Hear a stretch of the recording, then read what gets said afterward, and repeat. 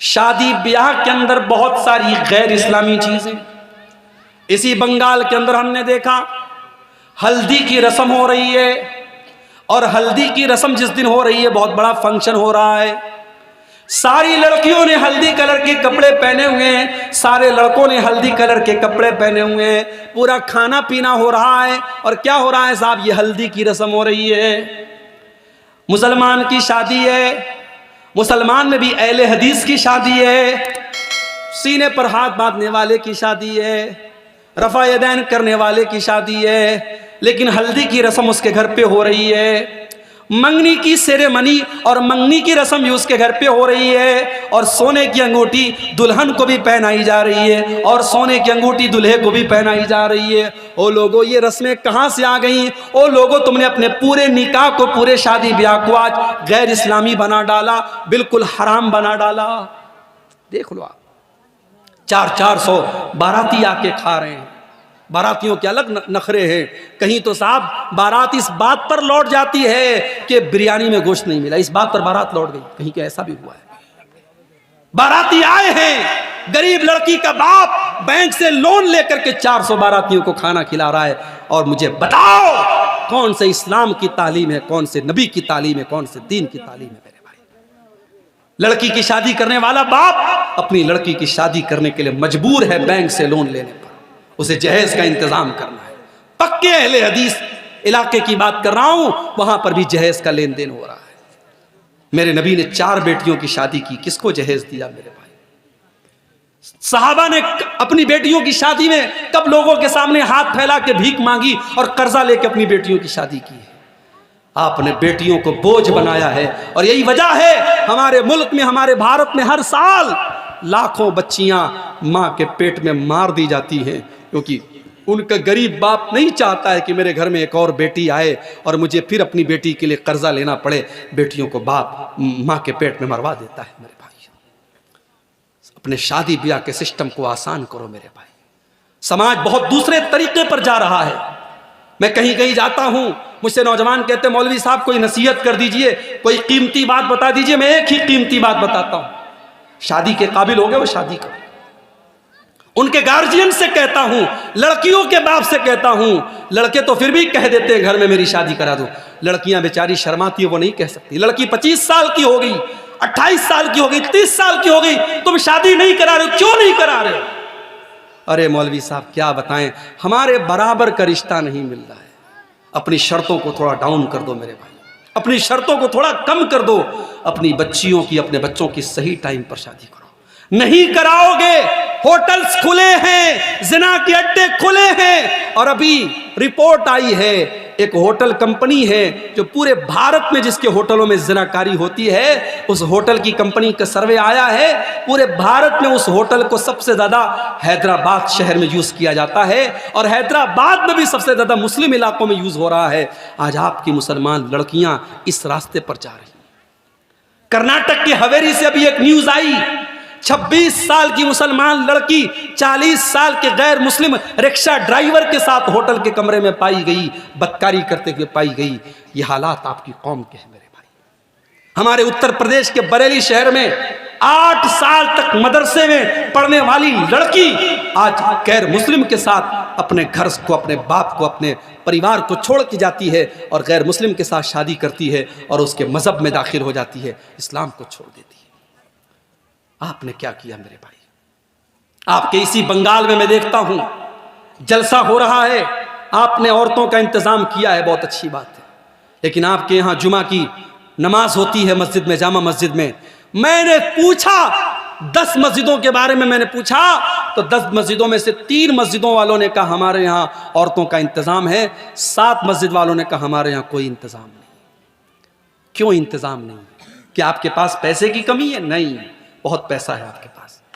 आपकी शादियां बताती हैं बहुत पैसा है आपके पास, आपकी फजूल खर्ची बताती है बहुत पैसा है आपके पास, शादी ब्याह के मौके पर आपके लाखों के खर्च बताते बहुत पैसे हैं आपके पास।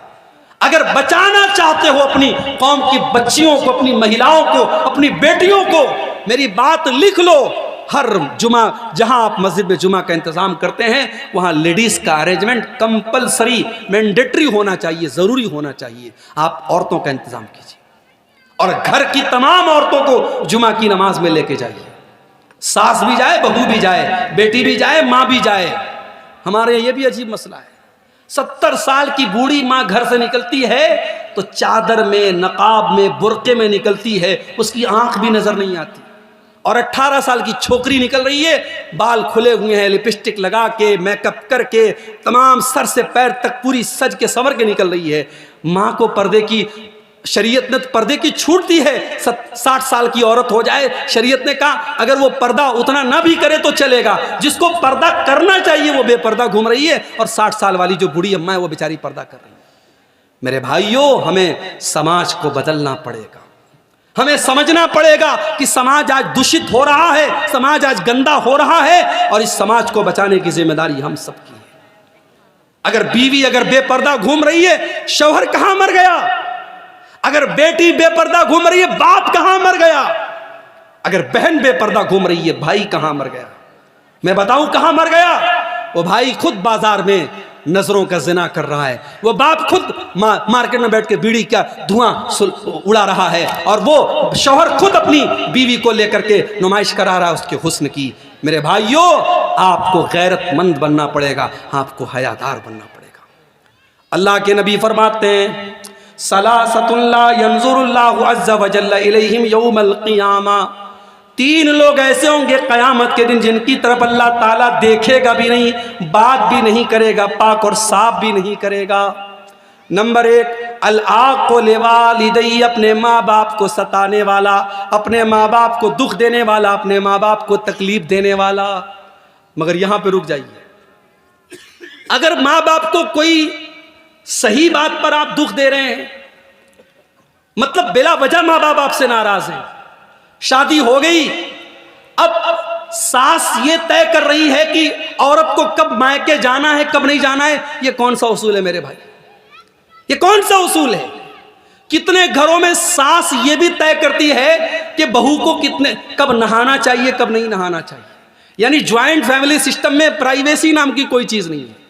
बहू बेचारी अपनी मर्जी से नहा नहीं सकती, वहां ननद अलग पहरा दे रही है, सास अलग पहरा दे रही है। अब वहां पे अगर शौहर कहता है कि मेरी बीवी है, मैं निकाह करके लाया हूं, ये मेरी मर्जी से मायके जाएगी, मेरी मर्जी से आएगी, अब वहां पे मां नाराज हो जाए तो इस नाराजगी का कोई मतलब नहीं है। सही बात पर, जो इस्लाम के हिसाब से सही है, अगर उस बात पर भी माँ बाप नाराज होते हैं तो कोई मतलब नहीं है। वहां पे औलाद को चाहिए माँ बाप को मनाने की कोशिश करे। लेकिन हाँ, बिला वजह अगर कोई माँ बाप को दुख दे रहा है, तकलीफ दे रहा है, और अपने ऐशो आराम पर खूब खर्च कर रहा है, माँ का ख्याल नहीं कर रहा है, बाप का ख्याल नहीं कर रहा है, क़यामत के दिन अल्लाह ताला उसको देखेगा भी नहीं। नंबर 2, वल्मरअतुल मुतरज्जिला, वो औरत जो मर्दों की नकल करने वाली, मर्दों की चाल ढाल अपनाने वाली हो, मर्दों के जैसा कपड़ा पहनने वाली, और मर्दों के जैसे छोटे छोटे बाल रखने वाली, और मर्दों की शक्ल सूरत अपनाने वाली, मर्दाना चाल चलने वाली लड़की। और नंबर 3, अद्दयूस, वो बेगैरत मर्द, अल्लज़ी युक़िर्रु फ़ी आलिहिल ख़ुबुस, जिसके घर में बेहयाई हो रही हो, जिसके घर में बेपर्दगी हो रही हो, और उस बेगैरत मर्द को कोई फ़र्क ना पड़ता हो। तो मर्द अगर बेगैरत है तो सिर्फ औरत जिम्मेदार नहीं है, मर्द भी जिम्मेदार है। मेरे प्यारे साथियों, आज हमारी शादी ब्याह में क्या हो रहा है? वीडियो रिकॉर्डिंग हो रही है, दुल्हन के कमरे में कैमरामैन आता है और दुल्हन के हर पोज को वो रिकॉर्ड कर रहा है, हर एंगल से वो रिकॉर्ड कर रहा है। दुल्हन की सहेलियां और घर की जवान लड़कियां दुल्हन के आसपास बैठी हैं, और ये वीडियो कैमरा वाला बेचारा वीडियो रिकॉर्डिंग कर रहा है। और ये इस शादी में मौलवी साहब निकाह पढ़ा के दुआ करते, अल्लाह ताला इस निकाह में बरकत दे दे। कहां से बरकत आएगी? जिस निकाह में आपने मौलवी से निकाह पढ़वाने के अलावा कोई काम इस्लाम के मुताबिक नहीं किया, उस निकाह में बरकत कहां से आएगी मेरे भाई? जिस निकाह की बुनियाद बेहयाई पर है, जिस निकाह की बुनियाद हराम कामों पर है, उस निकाह में बरकत कहां से आएगी? नतीजा ये है, शादी कम हो रही है, तलाक ज्यादा हो रहा है, शादी कम हो रही है, घर टूट ज्यादा रहे हैं, क्योंकि बरकत खत्म हो रही है। रिश्ता देखने आप जाते हैं, अच्छी अच्छी लड़कियां, दीनदार लड़कियां, आप रिश्ता देख के आते हैं तो माँ आकर के क्या कहती है? रिश्ता तो बहुत अच्छा था, लड़की का कलर थोड़ा सा डाउन था, थोड़ा सांवली थी। अरे अल्लाह की बंदी, ये कोई सांवली है, कोई गोरी है, कोई काली है, ये रंग किसने बनाए? अल्लाह ने बनाए। इस पे इंसान का तो इख्तियार नहीं है ना। किसी की 3 बेटियां हैं, 2 बेटियां बड़ी गोरी चट्टी हैं, एक बेटी का रंग थोड़ा सा सांवला है, तो क्या उस सांवली लड़की बेचारी उसको रिजेक्ट कर दिया जाए? बेचारी पढ़ी लिखी है, दीनदार है, नमाजी है, सिर्फ रंग डाउन होने की वजह से उसको रिजेक्ट कर दिया जाए? ये कौन सा इंसाफ है मेरे भाई? हमें अपनी सोच को बदलना पड़ेगा। उन गरीब बच्चियों को आज दीनदारी के बावजूद रिजेक्ट किया जाता है। नतीजा ये निकलता है जब समय सीमा पार हो जाती है, वो लड़कियां गलत रास्ते उठाती हैं। आज समाज में आप ये मंजर भी देखिए मेरे भाई, कोई लड़की, कोई औरत बेवा हो गई, उसके शौहर का एक्सीडेंट में इंतकाल हो गया, 1 साल का बच्चा है, बेवा हो गई। अब समाज क्या कहता है? साहब, अरे औरत है, बच्चे के सहारे जिंदगी गुजार लेगी। मैं कहता हूं दुनिया का सबसे बड़ा झूठ है ये, दुनिया का सबसे बड़ा फ्रॉड है ये। एक बच्चे के सहारे औरत जिंदगी गुजार लेगी, उसकी जवानी, उसकी इज्जत, उसकी ख्वाहिशात, उसकी डिजायर्स, उसका कोई मतलब नहीं है। इस समाज को हमें बदलना पड़ेगा। मुतल्लका और बेवा औरतों की शादी का भी माहौल पैदा करना पड़ेगा। जो लड़कियां, जो औरतें जवानी में बेवा हो गई, जवानी में मुतल्लका हो गई, उनकी शादी आप नहीं कराएंगे, गलत रास्ते वो चुनेंगी और समाज में गंदगी फैलेगी और फैल रही है। मेरे प्यारे साथियों, शादी ब्याह में ये बहुत सारी चीजें हैं जिनकी हमें इस्लाह करने की जरूरत है। सबसे पहले तो आप रिश्तों में दीनदारी को तरजीह दीजिए। मैं लड़कों से कहना चाहता हूं, अपनी माँ से कह दो, मुझे माँ मेरे घर में कोई जहेज नहीं चाहिए, मैं चटाई पर सो लूंगा, मेरी हैसियत होगी, मैं फर्नीचर का इंतजाम करूंगा, मैं बेड का इंतजाम करूंगा, मेरी हैसियत होगी, मैं रेफ्रिजरेटर घर में लाऊंगा, वरना घड़े का पानी पी के गुजारा कर लूंगा, मगर मुझे जहेज की भीख में मिलने वाली फ्रिज नहीं चाहिए, मुझे जहेज की भीख में मिलने वाली चारपाई नहीं चाहिए। अपनी माँ से जाके कह दो, मुझे दीनदार बीवी ला के दे दो। अल्लाह के नबी फरमाते हैं, लियत्तखिज़ अहदुकुम क़ल्बन शाकिरा व लिसानन ज़ाकिरा व ज़ौजतन मोमिनतन तुईनुहु अला अम्रिल आखिरा। ओ लोगो, दुनिया की सबसे बड़ी दौलत 3 चीजें हैं, 3 चीजें जिसके अंदर पैदा हो जाएं, उसके पास दुनिया की सबसे बड़ी दौलत है।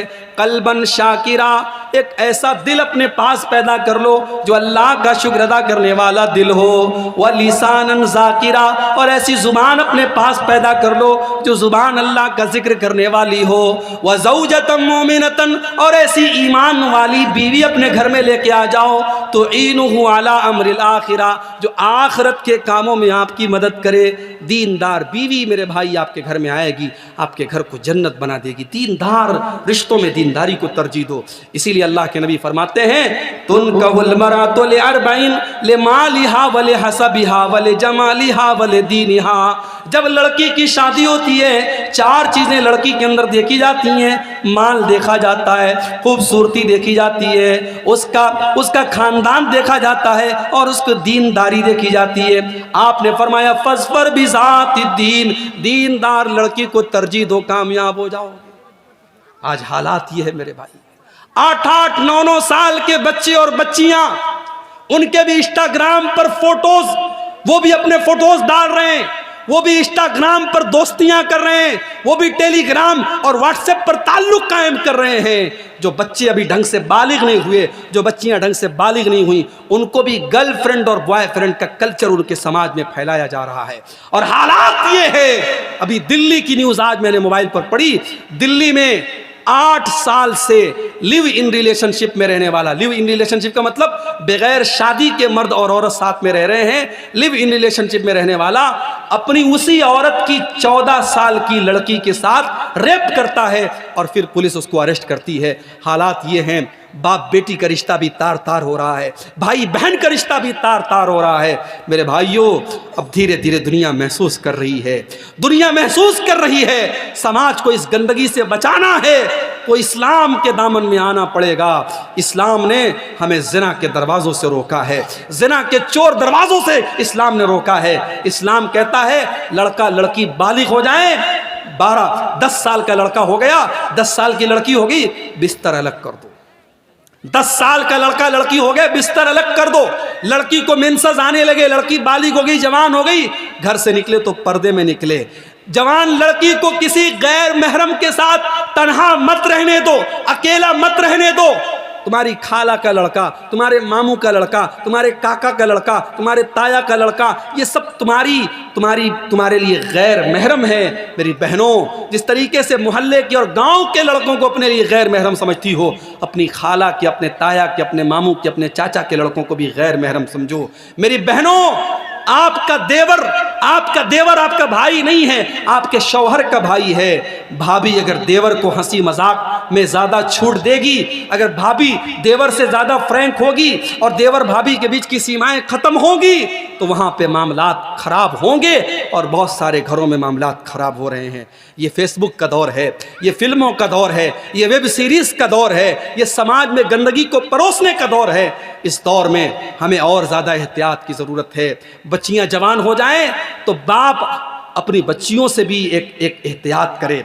बच्चियों को चाहिए जब वो जवान हो जाएं, बाप भी आए तो अपने दोपट्टे और अपने कपड़े का ध्यान रखें।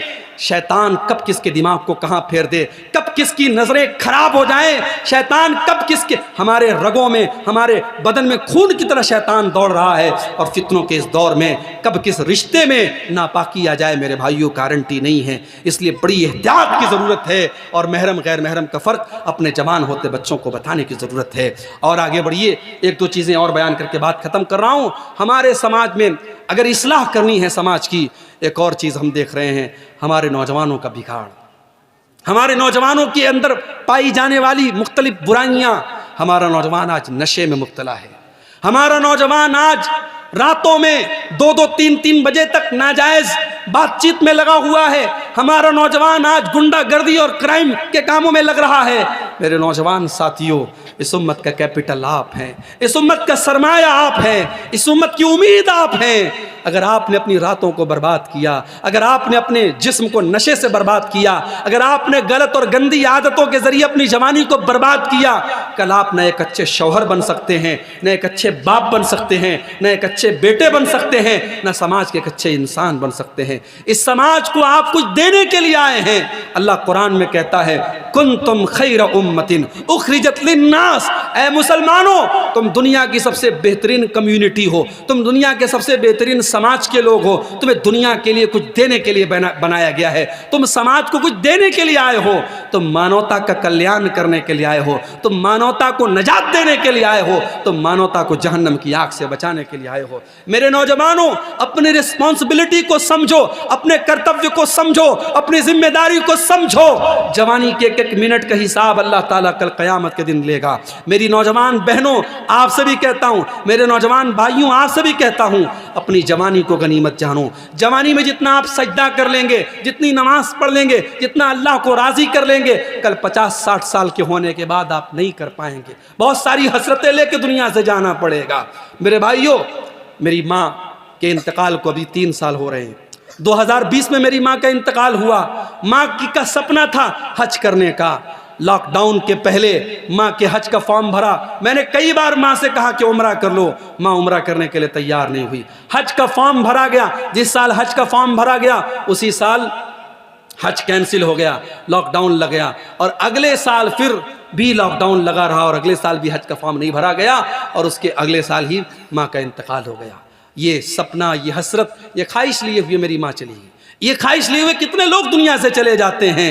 मेरे नौजवान साथियों, अगर आज आपके पास पैसा है, आप उम्रा कर सकते हैं, आप हज कर सकते हैं, अभी कर लो। अभी आपकी शादी हुई है, मियाँ बीवी औलाद चाहते हैं, नेक औलाद चाहते हैं, जाओ चंद पैसे खर्च करो, उम्रा करो और जा करके अल्लाह की बारगाह में रो करके दुआ मांगो, अल्लाह नेक और साले बेटा अता फरमाएगा। उम्रा कर लो, हज की ताकत है, हज कर लो, जवानी में इबादत कर लो।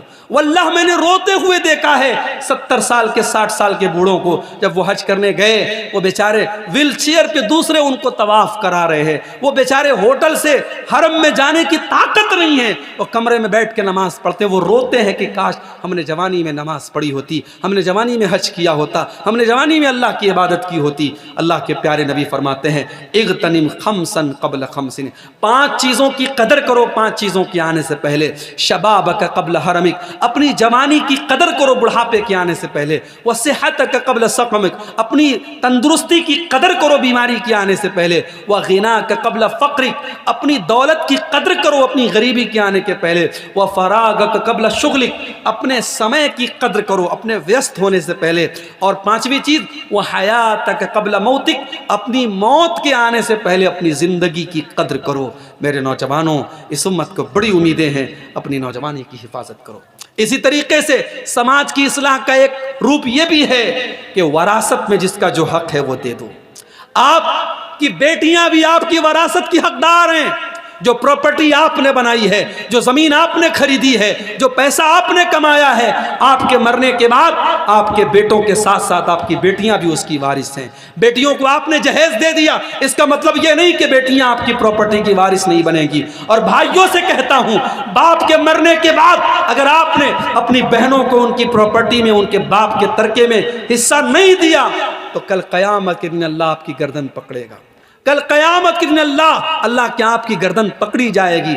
अल्लाह ने वरासत का मसला जब बयान किया तो कुरान में क्या फरमाया, वतिल्क हुदूदुल्लाह, मेरे बंदो ये वरासत के जो कानून बयान किए जा रहे हैं ये अल्लाह का बनाया हुआ कानून है। वमन युतिइल्लाह व रसूलहु युदखिलहु जन्नातिन तजरी मिन ताहतिहल अनहार, जो अल्लाह की इताअत करेगा, जो रसूल की इताअत करेगा, अल्लाह उसे जन्नत में दाखिल करेगा और वो जन्नत में हमेशा हमेशा रहेगा।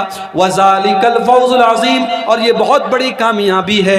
वमन यासिल्लाह व रसूलहु व यतअद्दा हुदूदहु युदखिलहु नारन खालिदन फीहा, और जो अल्लाह की नाफरमानी करेगा, जो रसूल की नाफरमानी करेगा और जो अल्लाह के कानून को तोड़ेगा, उसको अल्लाह जहन्नम की आग में डालेगा और वो जहन्नम की आग में हमेशा रहेगा। वरासत के सिलसिले में अगर आपने अल्लाह का कानून तोड़ा है, अल्लाह जहन्नम की वईद सुना रहा है। मेरे भाइयों, वरासत को सही तरीके से जो हकदार है उनको दे दो। अल्लाह के नबी फरमाते हैं, ला तुअद्दुन्नल हुकूक इला अहलिहा, ओ लोगो तुम लोगों का हक उनको दे दो वरना क़यामत के दिन तुम्हें देना पड़ेगा। हत्ता युक़ाद लिश्शातिल जलहाई मिनश्शातिल करना, क़यामत के दिन सींग वाली बकरी से भी क़िसास लिया जाएगा अगर उसने बगैर सींग वाली बकरी के ऊपर जुल्म किया है। तो वरासत को सही तरीके से बांट दो। और आखिरी चीज़ बयान करके मेरे भाइयों बात ख़त्म कर रहा हूँ। इसी कलियाचक के इलाके में एक साहब बताने लगे कि हमारे यहाँ जब जलसा होता है तो हर साल ब्रदर फलां ब्रदर फलां ब्रदर फलां को बुलाया जाता है, उलमा को नहीं बुलाते, ब्रदर्स को बुलाते हैं। क्यों? ब्रदर्स की फैन फॉलोइंग ज़्यादा है। फलां ब्रदर साहब हैं, वो फेसबुक के ऊपर लाइव क्वेश्चन आंसर करते हैं, लोगों के सवाल का लाइव जवाब देते हैं। इतना लाइव तो उलमा भी जवाब नहीं देते। मेरे भाई, उलमा की जगह ब्रदर्स नहीं ले सकते। ये दौर फितनों का दौर है और उलमा की जगह आपने जाहिलों को उलमा का मकाम दे रखा है। आपके बड़े बड़े स्टेज पर आज जाहिलों को, जिनको अरबी जुबान नहीं आती, जिनको कुरान पढ़ना नहीं आता, उनको आपने उलमा का मकाम दे दिया है। और उलमा के साथ आपने क्या सलूक किया? उलमा के साथ आपने यही सलूक किया कि जितना आपके बच्चे की पॉकेट मनी का खर्च है उतना आपके मौलवी साहब की तनख्वाह है। आपके बेंगलोर में सड़क पर सफाई करने वाला और झाड़ू देने वाला, वो भंगी, वो सफाई कर्मचारी, उसकी सैलरी आज 18,000 है तो वो लोग स्ट्राइक कर रहे हैं कि हमारी सैलरी 30 से 35,000 की जाए। और यहाँ हमारे मस्जिद में 5 टाइम की नमाज पढ़ाने वाला और जुमा का खुतबा देने वाला हमारा इमाम, हमारा खतीब, उसकी तनख्वाह 5,000 6,000, बड़ी मुश्किल से कहीं बड़े दिल दरिया वाले लोग हैं तो 10,000। ये हमने अपने उलमा के साथ ये सलूक किया है। मेरे भाई, हमारे उलमा के लिए हमारी मस्जिदों में इतनी छोटी सी कोठरी बनाई जाती है कि आलिम साहब अकेले रहें, परिवार के साथ न रहने पाएँ। आलिम साहब का परिवार कहाँ रहता है? बिहार में, झारखंड में। आलिम साहब महीने में एक बार अपनी बीवी के पास, बच्चों के पास जाते हैं। मेरे भाइयों, आपको अपने बच्चों के साथ और परिवार के साथ रहने का अधिकार है तो उस इमाम साहब को, उस आलिम साहब को क्यों नहीं है? उनके बच्चे अपने बाप के जीते जी यतीम क्यों बने हैं? उनकी बीवी अपने शौहर के जीते जी बेवा क्यों बनी है? इसका हिसाब भी हमें क़यामत के दिन अल्लाह की बारगाह में देना पड़ेगा।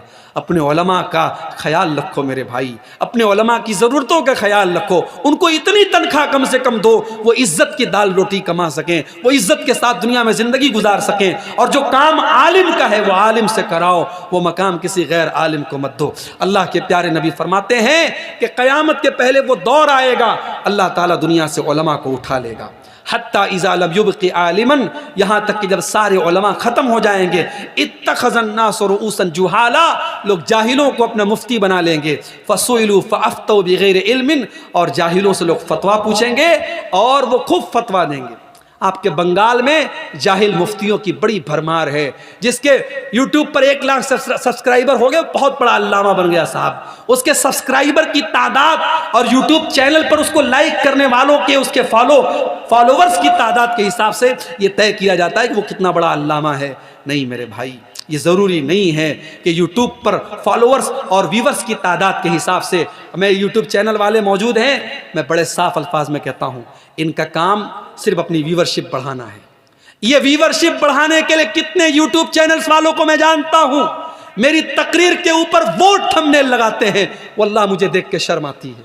मुझे डेली लोग व्हाट्सएप पर भेजते हैं, मौलाना आपकी तकरीर पर देखिए ये थंबनेल लगाया। अभी राम मंदिर का मसला चल रहा है, मैंने किसी तकरीर में एक लफ्ज़ ही राम मंदिर पर नहीं बोला है, लेकिन राम मंदिर पर अब्दुल गफ्फार साहब भड़के, मौलाना अब्दुल गफ्फार साहब ने ये बोला वो बोला। कितने चैनल वालों ने फर्जी, ऑडियो में कुछ है, तकरीर कुछ है, थंबनेल पे उन्होंने राम मंदिर लगाया है। और सब जानते हैं कि मैं उत्तर प्रदेश का रहने वाला हूँ, मैं एक मदरसे में टीचर हूँ, सारे मसले लोगों को पता है, फिर भी ये चैनल वाले बाज नहीं आते हैं। मेरे भाइयों, ऐसे दौर में हमें और आपको और होशियार रहने की ज़रूरत है। व्यूवरशिप के हिसाब से और लाइक करने वालों के हिसाब से इल्म तय नहीं होता है। आप मुस्तनद उलमा, आपके इलाके के, बंगाल के, बिहार के, झारखंड के जो ऑथेंटिक उलमा हैं, जिनकी उम्रें गुजरी हैं कुरान और हदीस की खिदमत करने में, उनसे आप अपने ताल्लुक़ को मजबूत कीजिए, उनसे अपने कनेक्शन को मजबूत कीजिए, उनसे फतवा पूछिए। झारखंड के बहुत बड़े आलिम थे, अल्लाह मग़फ़िरत फरमाए, मौलाना अब्दुल अज़ीज़ हक़ानी साहब इंतकाल कर गए। धीरे धीरे देखिए, अभी मौलाना अशरफुल हक रहमानी साहब बीमार चल रहे हैं, उनके हक़ में दुआ कीजिए, अल्लाह उनको शिफ़ाए कामिल अजल अता फरमाए। जो हमारी जमात के बुज़ुर्ग उलमा हैं, जो हकीकत में आलिम हैं, वो धीरे धीरे दुनिया से जा रहे हैं। कितने उलमा दुनिया से चले गए और कितने उलमा बीमार हैं। मेरे भाइयों, उलमा से जुड़ के रहिए, और जब दुनिया में कोई मैटर हो जाए, हर मैटर पर अपनी राय मत दीजिए, फेसबुक पर हर मैटर पर फतवा मत झाड़िए।